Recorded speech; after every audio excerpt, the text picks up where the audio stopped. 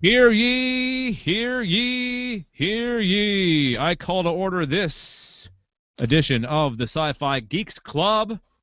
Welcome, everybody. I'm your club president, Dave Nelson. Joining me is Vice President Matt Stein, also here, Secretary Brad Ludwig, and Treasurer Anessa Moynes. How you guys doing? Awesome. It would be great. Did my title change? No, He didn't go with anything fun this time. Yeah. no, I thought I'd go. I've always been like Viceroy. Yeah, no, I thought I'd go back to the original premise, which is President, Okay. Vice President, Secretary, Treasurer. I gotcha. Yeah. So, It's like, welcome to the Sci-Fi Geeks Club. How you guys doing? Good. Terrific. All right, let's introduce our guest geek this week. He's been a longtime listener and supporter of the Galactic Netcast Network and contributor with voicemails and reports from Planet Comicon in Kansas City. Ladies and gentlemen, boys and girls, we know him as Jason from Kansas. Please welcome to the Sci-Fi Geeks Club, Mr. Jason Taylor. Woo! All right. Hang on, I got something for that. Hang on.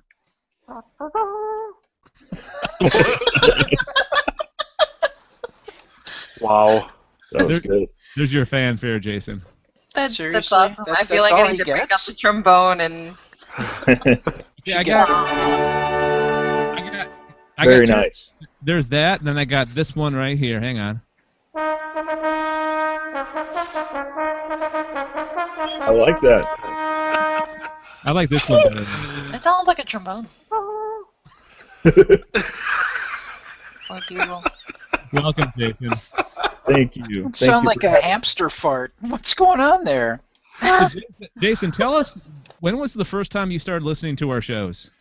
I started with show number 1 of Alien Invasion, and then also show number 1 of time-traveling robots in space. So number And- 1, like when it first got published, or you went back to listen to all? No, I started with the very first. I saw an announcement for it somewhere online when I was looking at on iTunes, and I remember when the first one was uploaded, and I started listening to it right then. It was just you and Brad, Holy crap. and then later Wow. on, Anessa, when she was still called Inertia, nobody really knew her. She was just in the chat room, Yep. and Wow. then yeah, it just kept on going, and pretty soon, next thing I know, Anessa is Anessa instead of Inertia, and she was actually helping with the show once in a while. Then she became a permanent fixture. Yeah, because Dave wanted me on there just for the random shit that I say. Yes. Okay. Hey, somebody keep track of the swear words, because go back every time and actually take those out. So, Brad, at your job as Oh, secretary, nice. or are you treasurer? I forget. Secretary, right? Brad's a secretary. Brad Secretary, yeah. Keep track of all the swear words. So, Jason, Yes. so long-time listener, man. I didn't know it was that long. Yes. Since the Wow. beginning. Holy That's crap. awesome. Well, thanks for being such a supporter of the Yeah, network. no kidding. Appreciate it. Well, yeah. Very cool. I Could've love had the you on a long shows. time ago. Yeah. But it's I will say that each episode I listen to, there's always something I could take away from it, and usually along with the information I get, there is also comedy with it, and I love the chemistry between everybody that's on the show, on all the shows, and I've never ever had any bad things to say about it, or negative for that matter. It's always been a positive thing. It's always left me smiling. It's always left me informed in some way or another. It's just been awesome. Thanks, man. Appreciate it. Wow. Thank you. Yeah. So what do you do for a living in Kansas City? Oh, I live actually right outside of Wichita. Okay. I don't know why I was thinking. Oh, because you went to the Kansas City, the Planet Yep. Comicon. Okay. Yeah. All right. That's along 35, right? Yes. Okay. I'm going to be going through there in May. I've done some serious drinking in Lawrence a few times. I have as well. Down on Mass Street. Yep, the first time I ever went there, I played a show at the Bottleneck. Really? Yes, I used to actually still a good friend of mine, but he played in a band called Truth Cell, and then he was in a band called The Cast Pattern, and now he's in a band called Amanaza. Wow. Yes. That's cool. Yeah, I was actually just down there in January, and yes. That's I cool. Was there for 4 days and remember one. That's Little a known- good trip. Little known fact, I lived in Overland Park, Kansas for a period of time. Wow. Really? Huh. That's a good area. That was like 2 or 3 at the time, so I don't remember much of it. But So, Jason, what do you do for a living? I'm an aircraft parts painter at Spirit Aero Systems, which used to be Boeing in Wichita. I work third shift, 11 p.m. to 6 a.m., and all I do is paint parts and listen to my iPod all night. Sweet. Plenty of time to listen to podcasts, I'm guessing. Yes. Yes. All right, well, welcome again. Let's get on with the show. We did the introduction of guests. Let's read the minutes from last week, or last time. It's been a few weeks. Brad, can you recall, once we last met, what did we talk about? I don't remember anything. It's We really talked hard to about take. Sci-Fi. Yeah, it's hard to take Brad seriously when he's drinking a juice box and like holding the straw real dainty like. Mm-hmm. Oh my God, he's such a precious little flower. I am. I stole one of my son's drink boxes here, so. Hey, Oh, you whatever need you get, Those you know? funny little glasses that he wore. With Oh, that. it's pince nez. Oh, you know what? I have not. I gotta. Oh God, don't encourage him. Okay, somebody take a screenshot of Well, okay, hang on. this. Okay, this needs to be screenshotted. Oh, well, Hold it. Hold it. hang on. Hang Keep on. going, Brad. Keep Got going. it. Yeah, I got it too. I didn't get the full. I had like cut off his forehead at one point. Okay, all right. I probably should have made it like full screen. I wasn't even thinking. All right. I'm So- sure that was great listening for people that are actually listening to the audio portion right now. Everybody, imagine how silly Brad looks. You know what? We're getting Just normally how silly I look. Now imagine that with me holding a juice box, a very large Fruitifuls juicy juice box, the large one with pince-nez glasses on my nose. Okay, so we're getting a lot more YouTube viewers now. It's slowly building, so plenty of people actually saw what you did there. So good job. I don't know if it was a good job, but it was whatever. Anyways, hey, let's talk about old business from the last show. Now that I've had some time to screw around here, I actually remember what happened. We spoke with Emmy nominee Gary Yap. He was our guest geek. I love you, Gary. Gary was a very, very nice guy. I really enjoyed talking to Gary. And a great cause that he's doing, which is Matt. He is raising money for cancer research at thelastpodcast.com. Exactly.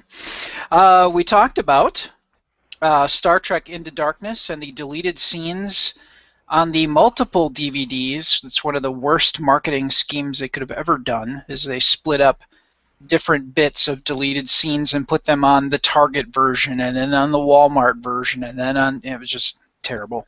Yeah, please don't do that. Yeah, it's the worst thing ever.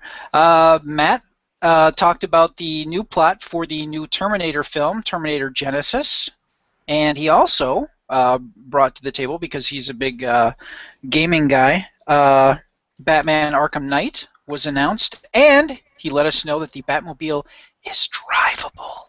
Hey, Matt, did you finish the game? No, I think I'm about 2/3 done with Arkham Origins. The Diablo expansion came out, and I've been doing that, and other things keep getting in the way. But I'm disappointed. shut Next up, time? Brad. You better be. That's number one. Take a drink. Number one, yeah. I will make a point to finish it in the next few weeks. I can't make any promises for next week, but before my 30th birthday, I'll finish it, which Do your is best. Do your next best. year. 30th birthday? Wow. Yeah, let's mark down. Brad says shit. And that's 3. Well, that's 4 technically, because you said it too, jerk. Yeah. I marked it. Don't worry. Are you done, Brad? Hey, I'm keeping a count at the top of the sheet there, Chuckles. That's my new nickname for Matt, Chuckles. Thanks. The next thing that we talked about, we'll get back to the old business here, is Peter Capaldi took some time to speak to an autistic girl who was at the Cardiff filming that they were doing. And this little girl was, her invisible friend is Matt Smith. So Damn cute. very, very adorable, and she came to the her aunt brought her to the filming in Wales, in Cardiff, and she was wearing a sewn, it was a very nice looking sewn costume of a Dalek. So this cute little girl is in this Dalek costume, and he took some time, and Jenna was with him, and the video that we shared was of him speaking with this little autistic girl to reassure her that he is friends with Matt, and he actually had a image of himself, Matt Smith, and Jenna Coleman all together, and just took a moment to reassure her that everything's going to be okay, and it was really, really kind of touching. We also discussed that the next trilogy to The Matrix is in the works by the Wachowski siblings, and Anessa let us know about the Museum of Sci-Fi. So, Yay. that is everything that we have for old business. All right, thank you, Brad. Let's move on to new business, the stories this week, and I kind of shuffled the order a little bit and put Anessa as our lead-off story. What do you got, Anessa? Sundance's science fiction hit The Signal finally gets a trailer, and this is not to be confused with the 2007 movie The Signal. Was that the one with This is with Lawrence Fishburne. Well, which one are you talking about? the old one, the 2007? That was the one with Charlie Sheen, right? Or no, that was something else. Never mind. I don't remember. Okay. Neither does the rest of America. Yeah. This one is with Lawrence Fishburne, and the official synopsis says that Nick and Jonah are MIT freshmen with a passion for hacking. While driving cross-country through Nevada with Nick's girlfriend Haley, they follow rival hacker Nomad's clues to a location 180 miles away. After terrifying confrontation with Nomad in the middle of the desert, the trio regain consciousness in captivity. Struggling to comprehend the true nature of their confinement, they discover that they are part of a plot much larger than themselves. The trailer actually starts off with, I don't know if it's Nick or Jonah, that is basically in this white room seated at a table across from Lawrence Fishburne, who's wearing like a hazmat suit. And Lawrence Fishburne is a government official who's just trying to question, I guess it's probably Nick, about like what happened when he first heard the signal, and you don't really know exactly what the signal is. But as the trailer goes on, you tend to figure out that there's something going on with this signal, and I guess like the individual having more abilities than they are initially aware of. They start to realize that they have more, I guess, powers, maybe? Not entirely sure about that part, but it actually looks kind of interesting. I'd like to see another trailer. Yeah, it's really intense. Yeah, It's crazy. So yeah, I'd like to see another trailer and then maybe eventually check it out in theaters or online. Do we want to talk about the question that Lawrence Fishburne asks whoever is being questioned? He asks, when did you first hear the signal? No, there's another question that he asks.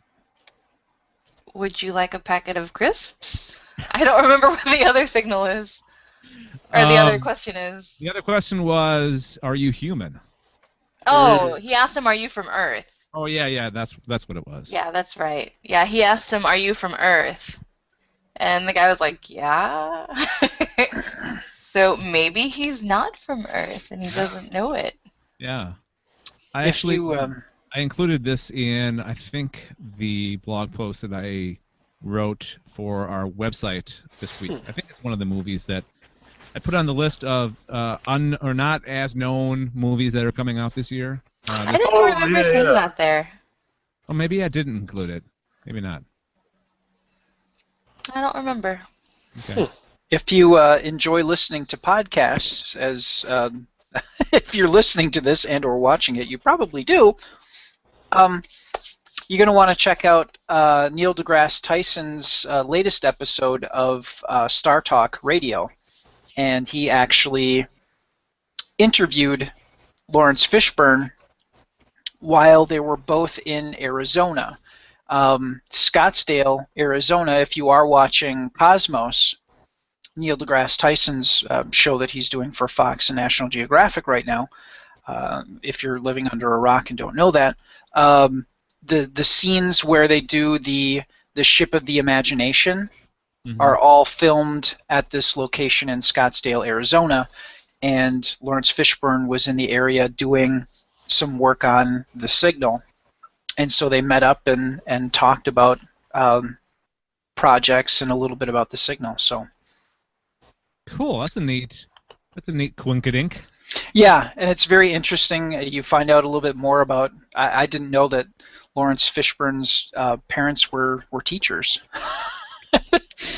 So, you can talk a lot about his background and his interest in science and how he got involved with he's done a lot of science fiction-based movies, Event Horizon and The Matrix, obviously, and and a few others. So, it's a very, very good podcast to listen to. Great episode. Star Talk really gets into more than just the science-y when they have guests on. Because a lot of times they're just answering questions from listeners. They do the cosmic queries that they do with people asking questions through Twitter, through Facebook, and whatnot. But when they have guests on, they really get into kind of the meat and potatoes of who the person is, and it's really interesting. The Mythbusters episodes were really good too, the two-parter. Yeah, what I didn't know is those guys don't hang out in real life. Like, they've never had dinner alone, just the two of them. No, they really don't. Weird. Huh. It's pretty crazy. Anessa, did that movie premiere at South by Southwest? I believe it was a Sundance film. I don't know if it actually premiered at South by or not. Okay. I'm getting my indie movies confused. Yeah, I remember reading this was a Sundance film. But yeah, like I said, I don't know if it ended up at South by or not. Okay. All right. So let's kind of segue into my story because it deals with the same thing, basically movies. And I wrote a blog post this week for Galactic Netcast of the lesser-known sci-fi themed films being released this year. And I swear to God, I put that on the list. Maybe I double-checked and I didn't see it. Okay. Yeah, I looked too. Okay. So the ones that I included, the first one is a movie called Space Station 76. And I love the concept of this. It's basically a science fiction comedy that is set like if it was filmed in 1976. Like what our vision of the future or what our vision of science fiction was back in 1976. That's a good year. Was that the year that you were born, Jason? Yeah. I'll keep the comment to myself. What? Oh, does that make him younger than you? Oh no. I was gonna say I was -9 years old. Oh, okay. My parents had been married for 1 year in 1976. Shut up. I said I was gonna keep it to myself, and everyone's like, "What?" I didn't say anything. What? This one debuted at South by Southwest, so maybe that's where I got confused. So I cannot wait for this. It sounds really awesome. Making light of science fiction and placing it not necessarily in the year 1976, but what we kind of I imagine, Space 1999, kind of that look to it, or what was that film Anessa, what was that environmental film? It was a big dome full of like all the Earth's like greenery. Biodome? Biodome? No, not Oh, biodome. like, that was the first thing. It was That's the Biodome. first thing I thought of too. Yeah. No, I think it was released in the early 1970s, and it was very groovy looking, very 1970s fashions. I guess that's what they thought we were going to wear in the future. Was it something that we watched for the sci-fi film school? Yeah, I think it was. Yeah, I believe Okay, it was. hang on. Yeah. Okay. So while you look for that, I'll run down some of the other movies here on this list. So these are not all like your mainstream movies, like your Guardians of the Galaxy or your Dawn of the Planet of the Apes. These are ones that you may not have on your radar now, but you will at the end of this. So another film is called The Machine, and this one's starting to get buzz. Like after I wrote this article or this blog, I saw a couple of other articles about The Machine. So it's basically two computer programmers who fall in love as they create the first ever piece of self-aware artificial intelligence, which is designed to help humanity. And so it's an actual person. It's not like Her. So it's kind of like if Her and RoboCop were to marry. That's the kind of movie that this would be. And there is no release date for that one yet. The next one on the list is Welcome to Yesterday. It will hit theaters October 9th. Tells the tale of a group of teens who discover the secret to time travel, and they construct their own time machine. And, of course, something goes wrong, as it always does. The Prototype's another obscure sci-fi film being released this year, October 7th. Yes. It is going to get The Machine is going to get a limited release April 25th in the U.S. Okay, cool. So that actually bodes well for us because usually when you get a limited release, it'll be more than likely available on home video a lot faster. So. Yep. All right. Thank you, Brad. Yep. The Prototype, a government agent stumbles upon an alien conspiracy to conquer Earth using a blue liquid created by the aliens to make soldiers stronger. He becomes the Prototype, the only hope for mankind. And again, that's October 7th release. And there's two more on this list. There's one called Debug, and sometime in 2014 that comes out. It's 6 young computer hackers sent to work on a derelict freighter, forced to match wits with a vengeful artificial intelligence. And finally, a movie called Home, which is an animated film. And I believe this is like either Pixar or Disney or one of the major film studios. It's about a friendly race of aliens who invade Earth, use it as a hideout from their mortal enemy. And my fiancée Stephanie. Creepy. First ever on the podcast. So there's my list. So check those out. If you're sick of the mainstream movies, if you're sick of the popcorn, fun, robots. Now, is there any robot movies? Yeah, there's Transformers coming out this year, right? I don't know. I don't keep up with Transformers. Oh, are you thinking of Silent Running? Yeah, Silent Running. Because I don't think that was ever a sci-fi film school thing, or was it? Maybe it might have been before me. Okay, maybe it was just a recommend or a pick or something like that. Back in my day. Brad, there's a Transformers film coming out because it stars Mark Wahlberg. Yes. Age of Extinction. I just looked it up. Comes out this year. Yep. All right. I think he will have the Funky Bunch backing him up in this film. I sure hope so. Okay. Be very disappointed. And his way to fight the evil, he'll be able to feel the vibration of the. Is it a good vibration, Brad? Oh my It's a god. good vibration. This is happening.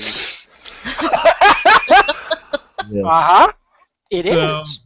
So that's my story, and I'm sticking to it. Check those movies out. All right.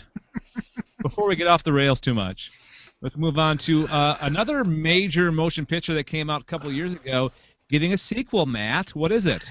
Yes, Prometheus 2 Yeah. gets a new writer. Will be coming out March of 2016.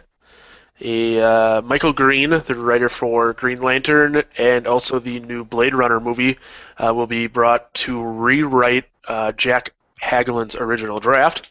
And apparently the story will feature multiple versions of Michael Fassbender's android David.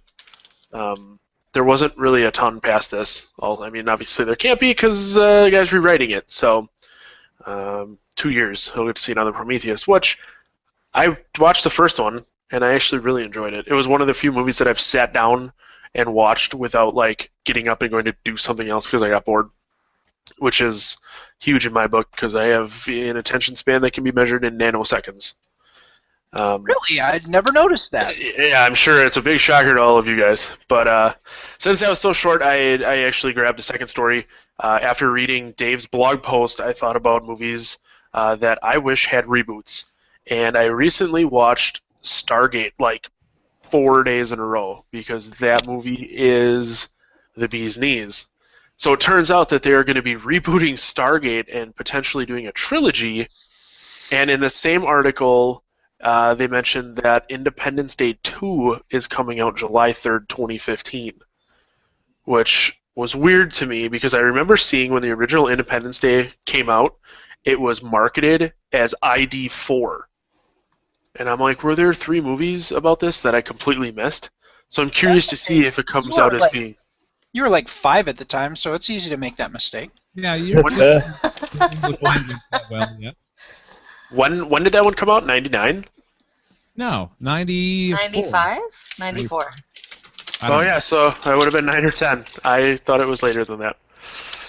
No, we just talked about the sequel, the history of the rebooting, or not rebooting, but the history of the sequels to Independence Day on the Alien Invasion a couple weeks ago. Well, and see, the weird thing about this is, like, Stargate is a reboot, so they mentioned that they won't need to get James Spader or Kurt Russell back because it's going to be essentially a different story, whereas Independence Day is a true sequel. So are they going to try and get, like, Will Smith and all of those people to come back? They tried. Yeah, but he's not going to come. Oh, and I was to say, I didn't do a ton of research on it. This just kind of came up when I was looking for Stargate reboots. Pretty sure Goldblum's in. And who else?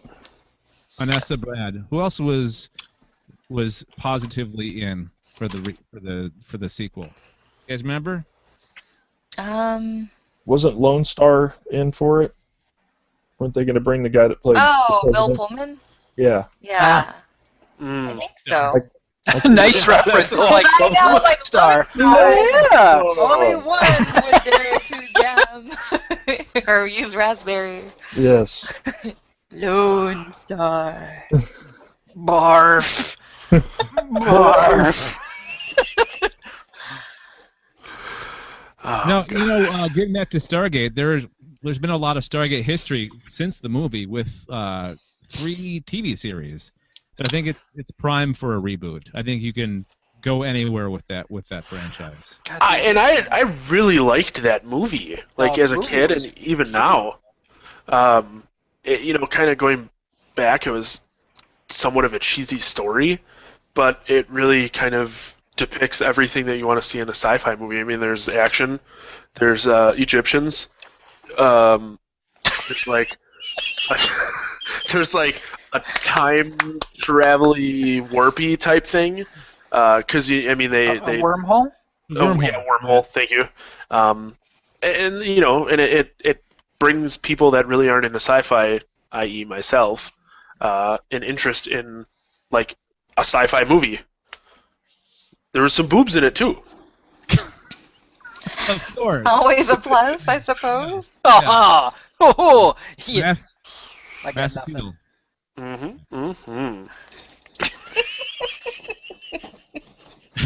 And my time is up. Yes. Is it me, or is there a weird vibe to this episode tonight? It's just people are just. I blame Matt. It's okay. My apple juice. I had some dinner beers and I'm really sleepy, so it's okay. Oh, we forgot, and I think that we've forgotten to ask you this the last few episodes. You You drink know, I had beer? dinner beers, so I'm drinking water right now. I was like all ready. I had a beer ready to go, and I'm just not feeling it. What kind of beer did you drink? I had a Shock Top Belgian White and a Pyramid Vice Cream. So it was like a cream ale and then the Belgian White. They're Wow. both decent, but I did. There's actually a beer fest in Appleton on Saturday that I picked up tickets for. Buddy and I are going. And when I was at the liquor store, they had a Santa's Reserve Ale beer marked down 20-ounce bottles for $1.99. So it's very possible had I drank that, I would be dead tomorrow. Because I mean, it was like a $12 bottle of beer down to $2. Holy crap! That So is. it might be a good thing that I'm not drinking it. But Yeah. that was. So that was my did you just get a cart and just load that son of a bitch up? I thought about it. I'm like, you know what? I'll just take a box. And then I was like, this could be really disgusting and slap me in the face because they had like 4 cases stacked up of it. So I got one in case it does not taste very good. There might be a reason why it's on sale. Just That was saying. my thought. No, that was my thought. I'm like, usually things aren't $1.99 for no reason. Yeah. Unless they're like seasonal and they're trying to get rid of their seasonal stuff. Yeah, if it's got the word Santa in it, it's probably past selling It's opportunity. way past selling opportunity. I'm gonna have to look it up because I Because Santa in the middle of July, I'm guessing. Christmas in July. was gonna say they can do Christmas in July. All right. Thanks, Matt. Good job with those stories. Thanks, Dad. Brad, what do you have for us? Yeah, I spoke a little bit earlier about Cosmos when we were talking about Lawrence Fishburne and his interview in The Signal. Neil deGrasse Tyson's show, Cosmos, if we've all been following it, they've had these animated segments where they talk about, whenever they talk about the history of science and scientific discovery, they use an animation sequence to tell the story. In episode 3, Anessa and I watched this when we were in our little mini vacation in Chicago this past weekend, and I'm like, or was that last night? No, it was last night when we watched. That was last night when Yeah. I just remember books of fish. Yeah. But I heard the voice, and I'm like, that's Carrie Elwes. Carrie Elwes of Princess Bride, and he was in a number of episodes of Psych. He's done a lot of wonderful different projects, and it was just kind of cool to go, oh, hey, that's somebody, a famous actor. And so they've kind of been doing this trend where they get famous people, and Patrick Stewart is actually going to be doing a voice for one of the animated segments, and that's going to be in the episode that's going to air on Fox March 30th, and that episode is going to be called A Sky Full of Ghosts. And Patrick Stewart is going to be doing the voice of the 19th century astronomer William Herschel, and in this segment he's going to be explaining to his son about how time and gravity affect light.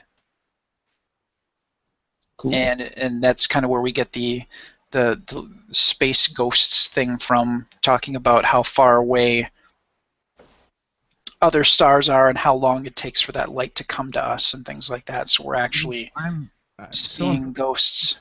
so impressed with Cosmos. Like, I learned so much from watching last week's episode. Like, I didn't realize that Haley's Comet Haley guy, Thomas Haley, is that his first name? Sir Edmund. Okay. Sir Edmund Halley is how they were saying it. Haley. Okay. I didn't realize that he did a lot more than just, well, he didn't actually discover that comet, but he discovered a way to track comets and their predictability of coming back on a regular basis. I didn't realize that he invented so much other things, like the diving bell and the weather maps, the arrows on weather maps. That's him. I didn't realize that he had such a relationship with Newton, he was like a proponent. He was like the pitch man for Newton, basically. Yeah, he really was. And if it weren't for Edmund Halley, really petitioning for Newton, who knows how long it would have been before, or if at some point in time the laws of gravity would have been released. It would have been how long it would have taken, and could you imagine? I mean, using those calculations, Halley figured out, and he did a lot of research. I mean, at that time, like Neil deGrasse Tyson says, there was no Google. If you wanted something, you dug through books. You dug through a lot of books. And, the comet that is named for him actually had appeared regularly at certain intervals, and he predicted when it would come back and knew that it was the same comet, and actually said exactly, using Newton's calculations for the for the laws of gravity, to actually calculate exactly where in the night sky it was going to appear. So I've been thinking ever since I watched the episode, that must have been a lot of work and a lot of research. Yeah. To figure that out. Yep. It's truly fascinating. Who else here on the panel has watched Cosmos? Any of you guys? Not yet. Yeah, not here. So I guess me and Brad are the only cool guys here. Cool people. No, and Ness and I watch it. Well, I'm really busy catching up on cartoons. There's no shame in that. You can learn about gravity from cartoons, because a lot of times, there's... I'm actually been really busy reading this ditty, Applying Ethics, because school. Because... Yay, education! Well, the nice thing about, and it's on Hulu, so I mean you can always go back to Hulu and watch the episodes. So it's easy to digest. Like, they do a really good job of bringing it down to the bare bone. Making it easy to even a non-science person can follow along. Yeah. Yeah. It's like science heavy without it being heavy science. You get walked through a lot of very interesting history and concepts of science, of life, not just physics. I mean, that's his specialty, is astrophysics, but just taking all of science and bringing it to a very easy to understand level is really, and Neil deGrasse Tyson has appeared in a number of other things even before Cosmos, and I've watched videos of him doing conferences and interviews and things like that, and he's always been that way. So it's just, and he was, Carl Sagan actually tried to get him to go to Columbia University when he was looking for what college to end up going to. And thanks to Carl Sagan taking that time to work with him and just be nice to him when he didn't need to be, he was at the top of his game, Carl Sagan was the bomb in science, and to have him take that time, that really stuck with him, and he wanted to do the same, and he's doing it, and it's going to help generate, just like the original Cosmos did. It's going to help. It's going to resonate with a lot of kids and get people interested in science, and a lot more than they currently are. Kudos to Fox for taking a risk, to put it on prime time network television. When Seth MacFarlane comes to you and says, "Hey, I make you a lot of money. I've got this idea for something that I think may make us a lot more money," and Fox goes, "Okay." He's got the clout to do something like that. So let's hope he can call in some favors to put Star Trek back on TV, because I know he's a big Star Trek fan. Yep. That would be cool. All right. Thank you, Brad. Great story. And one final story, and it's our guest geek. Jason! What do you got for us? Well, I guess I could. I was so nervous trying to figure out what to come up with. You guys were telling me you wanted me to talk about Planet Comicon, so I made that the majority. Yeah, let's talk about the history of that, because this is 2 years in a row that you have gone, right? This is Yes. Okay, and this is 2 years in a row that you have provided with for us pictures from. Yes. Yes, thank you very much. We really appreciate that. Sure. Basically, how it started was a couple years ago. I mentioned my wife and I went to Encounters in Wichita, which is an older con that they started again, and from that we found out through connections there that the Planet Comicon in Kansas City was going down. So my wife's like, "Let's go!" So we headed up there, and last year was, like I said, awesome. We got to meet so many cool people. We met Daphne Ashbrook last year. She was in the Doctor Who movie that they made. She was the doctor that turned companion. Sure. Real sweetheart. We went to her panel and got a picture with her and stuff, and then we met the 501st Star Wars 501st Legion. And there was a lot of, it was heavy on the Who that year. There was Time Lords of Kansas was there. There's a podcast, some kind of a Doctor Who podcast from Kansas City area that was there. We went to the R2 Builders Association panel. It was pretty cool. Cool. This year blows last year out of the water as far as cool people we got to meet.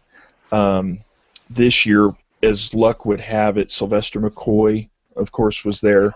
But every time we went by, his lines were just packed, and they were capped off. Well, Saturday we got there. My wife was dressed up in her self-made Dalek costume that she made, and it's kind of a steampunk looking. It's a great costume. It really is. She spent a lot of time on that, and a buddy of mine and I wired up the LED lights with a LiPo battery, and it's got a hidden wire that goes down the sleeve into her glove so she can activate the lights.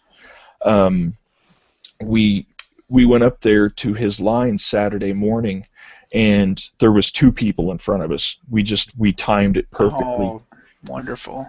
And we found out that one of Sylvester McCoy's favorite characters from Doctor Who was the Daleks. And my wife is there in her Dalek costume. We get up there, we get ready to do the picture, and he says, "Well, I might have to stand up for this one." He said, "Oh, yes." And he gets around, and he just keeps telling my wife how lovely her costume is. And I was starstruck. I'm like trying to take the picture. And my wife is just beaming from it. It was so awesome. And he is such a polite man. We went to his panel, and most people, when you go to a panel, they sit up there and people ask them questions and they interact with the people. That's about it. This guy, Sylvester McCoy, was bouncing off the walls. He was in the crowd, going up and down the aisles. He didn't sit down once. He was all over the place, just going up to random people and sticking the mic in their face. Oh, nice. Yeah, it was very awesome. And then after we got out of there, DMC from Run DMC was there also. Wow. And yeah, it was again, my wife's in costume. I'm her handler, and we're walking by, and I said, "There's DMC," and she's like, "Go say hi to him." So I walked up there, and he gave me a fist bump, and he's like, and he looks at my wife. He's like, "Awesome costume," and I was like, "Oh." But the cap to that story is later on we're at the Marriott, which is where they put all the celebs and guests, is at the Marriott every year, which is a block from the convention center. We get back that evening, and my wife's still in costume. We're getting in the elevator, and I hold the door and say, "Is anybody else going up?" DMC walks by. He's like, "I am," and he jumps in the elevator with us. Cool. And Very cool. I'm riding up in the elevator with him, and I'm just like starstruck again. And as I turn to get out, I'm like, I'm a huge fan. He gives me another fist bump and says, "Thank you." And I'm like, Cloud 9. But also there was a lot of people there. Will Wheaton was there. Scott Schneider was there, who draws for Batman. Every time I went to his line, it was, of course, capped off. There was Andy Parks, who writes for Green Lantern, I believe. No, Yeah. Green Hornet. Sorry, Green Hornet. Okay. Sorry, my bad. Too many greens. And William Shatner was there on Sunday. We didn't even try to even walk over there because it was heavy on the red shirts that day.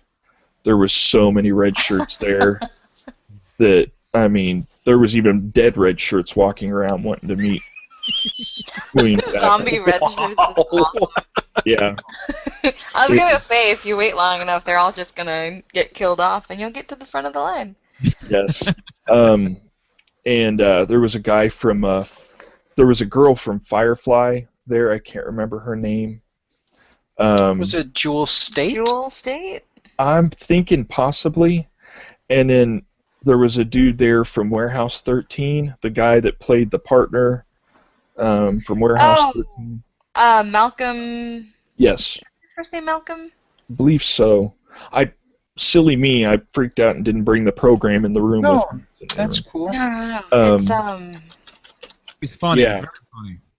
Yeah, he is. Yeah, and I didn't realize how much he mirrors his character on Warehouse 13, because his character is a recovering alcoholic, and in real life he's a recovering alcoholic.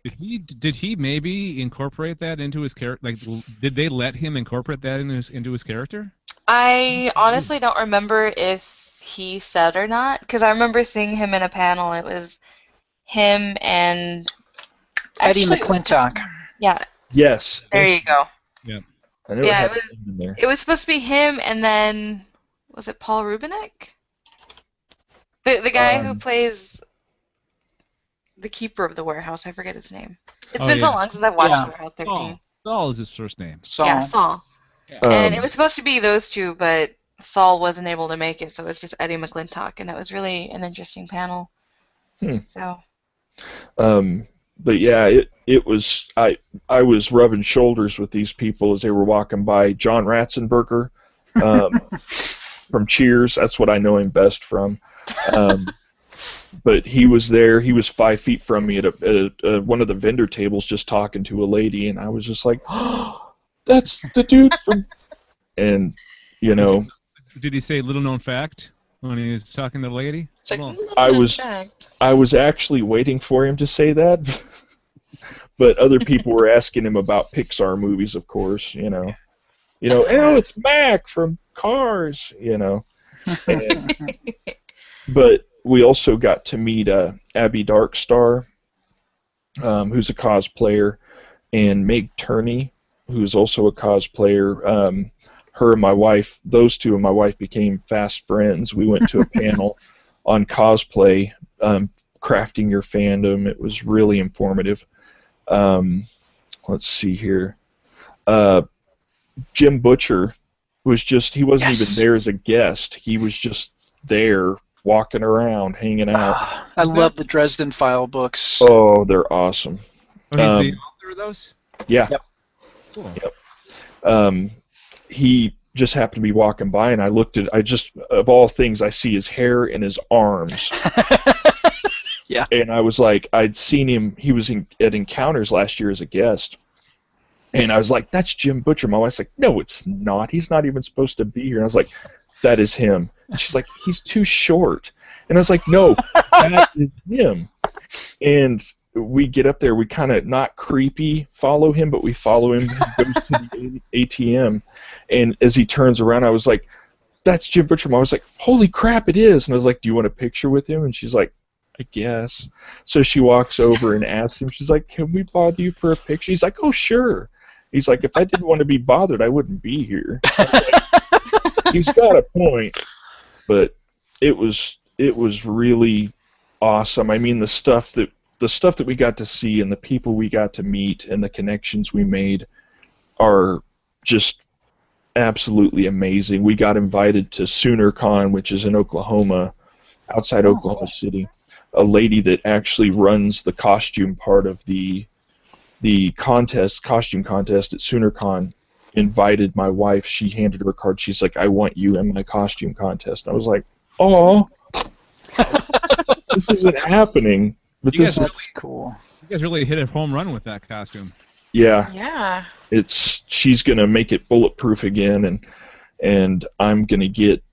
I was gonna be go as number 11, but I was so worried about making sure her costume was packed right that I forgot my sonic screwdriver. Oh no. Yeah. I forgot my shoes, and the only thing I made it up there with was my jacket, pants, white shirt, bow tie, suspenders, and a fez. And I was like, I am not going to be some second-rate number 11 without my Sonic. And everybody I told, they were asking me, why aren't you dressed up? I was like, well, I didn't bring my Sonic. They're like, well, there's for sale over here. I was like, yeah, for $40. Yeah, exactly. Yeah. I am not going to spend $40 when I have one sitting in my display case next to my X-Wing, you know? Exactly. But it was pretty cool time overall. We had a lot of fun. And if you're ever around Kansas City during that time, I recommend it. Now I'm getting excited about our con here. It'll be my first ever con, Ottawa ComicCon. Okay, I've heard of that, and I've heard it's nothing to sneeze at. It's awesome. Cool. So I'm really excited. good. All right, so cool, Jason. Thanks for the report. And you made a Star Wars mention. So let's continue on the theme of Star Wars. You got a story to talk about, right? Basically, I've been interested in building props and stuff since I was little. I've never actually committed to it because I've never had the money or the time. Between building, on the side when I have free time, I build custom trucks and bikes and choppers and stuff like that. And I finally started getting into researching prop building. And on this podcast, and please forgive me, I don't remember the name of it, but it's been about a year or two ago, they interviewed a guy from FullScaleFalcon.com. And basically what it is these guys went out in a field outside, it's an hour west of Nashville, Tennessee, and they are building a full-scale Millennium Falcon right down to the landing pads. It's a non-profit deal. People volunteer their time and money. People donate money to it, basically to help fund it. It's not associated with Lucasfilm in any way, shape, or form, but the 501st and the Rebel Legion have already asked to get pictures with some of the areas that are completed. I tried to get the link to come up on my little Google Chromebook, and it's not working, so I have my wife's laptop here next to me. And basically on the site, you can go to the site. I think the link is in the show notes. But they have different people working on different sections, like the cockpit, the smuggler's hold, different areas like the communications array,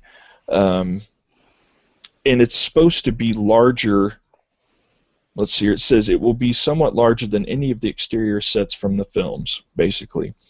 And Crap. yeah, they're getting right down to the full detail of everything, and that inspired me to not only look at building different things from Star Wars myself. Like, I have always wanted an X-Wing in my backyard, always.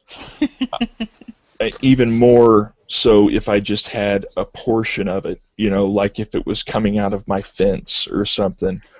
I've already got plans to build a TARDIS. I've got some blueprints and stuff stored on my drive that basically I can build a TARDIS in my backyard and in a weekend. Please share that with me, because one of my dreams is to have a garden shed in the back, which is a TARDIS. That's just like yes, please. I have a. Go ahead. There's a woman from Germany that I watched a video by a couple of years ago, long video, and she documented her building of her very own TARDIS. Is it the folding one?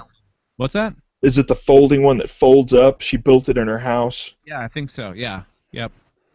That's a good video. I saw it on YouTube. It shows her, after she's done, she sets it up in her bedroom, then she sets it up in her bathroom, in her kitchen. It just shows her in different areas all around her house in odd places that she sets the TARDIS up.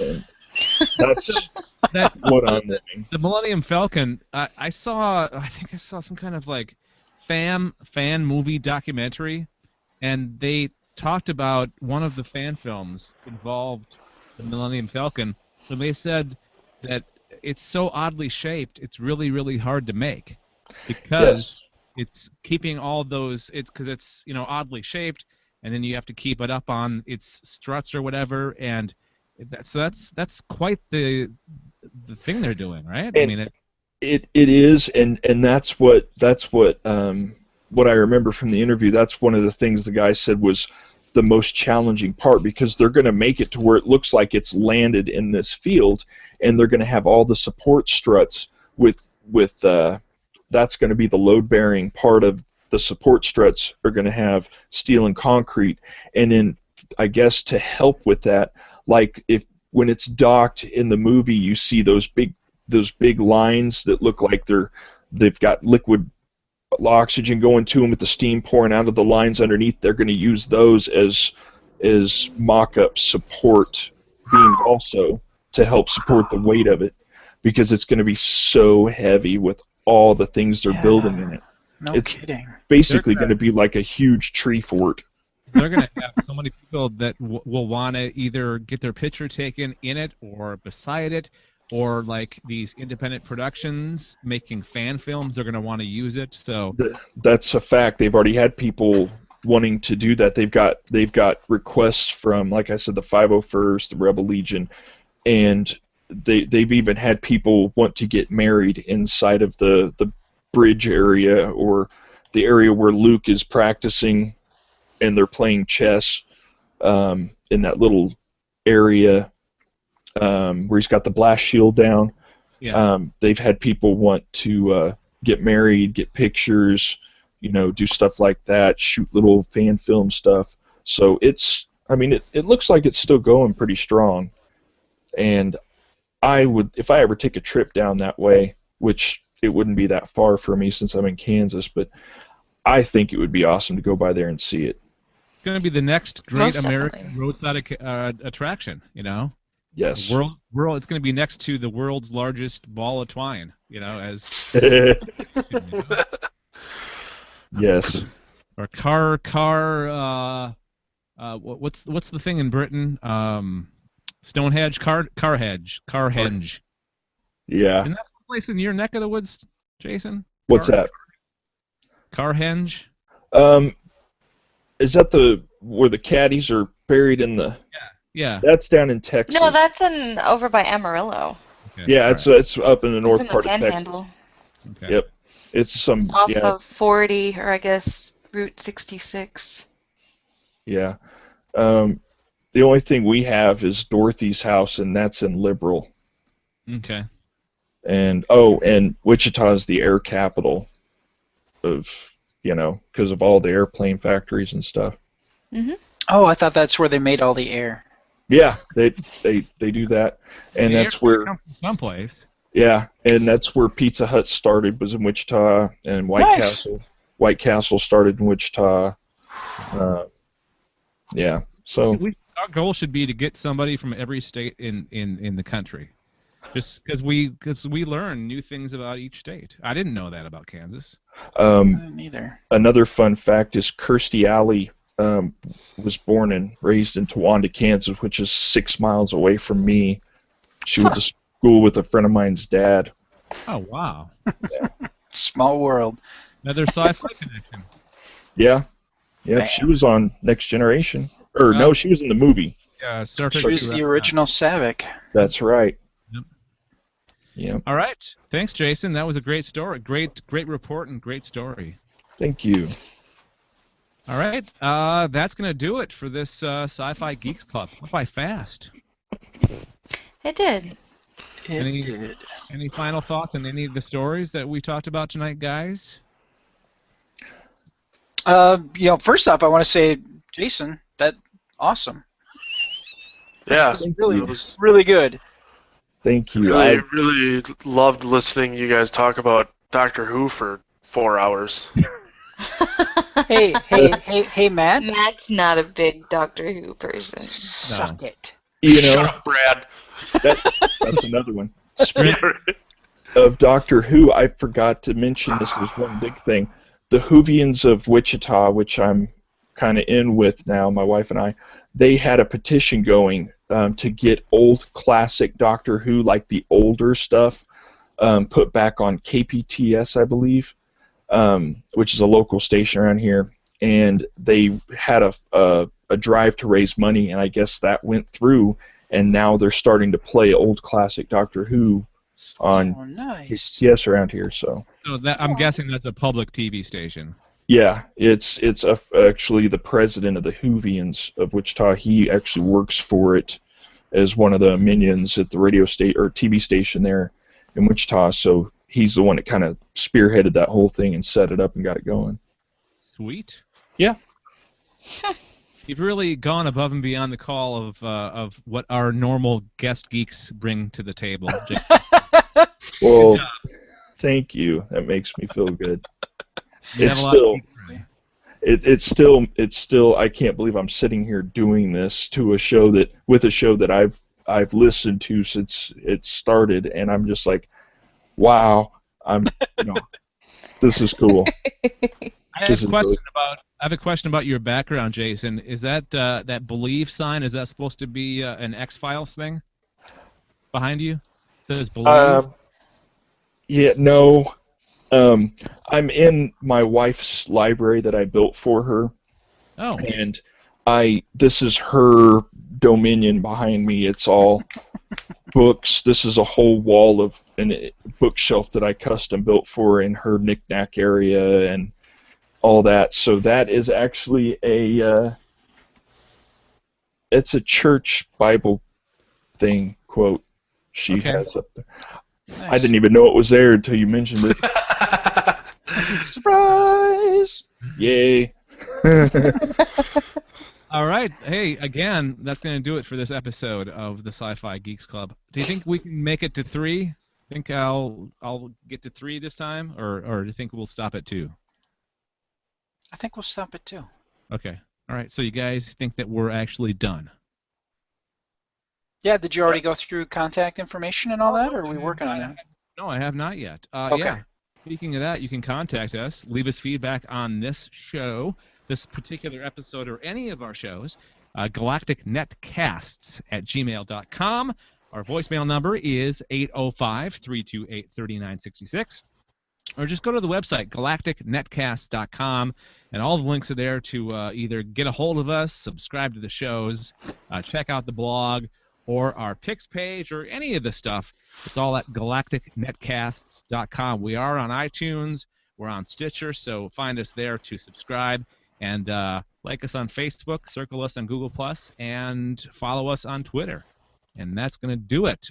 Thanks again to Jason Taylor, Jason from Kansas, for being our guest geek. Again, thank you very much. Thank you. Thank you very much. It was an honor. For being one of our very first listeners. That's so awesome that you've been around that long, yes. From way back when. Oh, yeah. From back in the day. All right. Thanks for listening. I call this meeting of the Sci-Fi Geeks Club adjourned, and I wasn't ready with my sound effects, so here we go. All right. Bye, everybody. Okay, bye. See ya. Bye. Bye, Dad.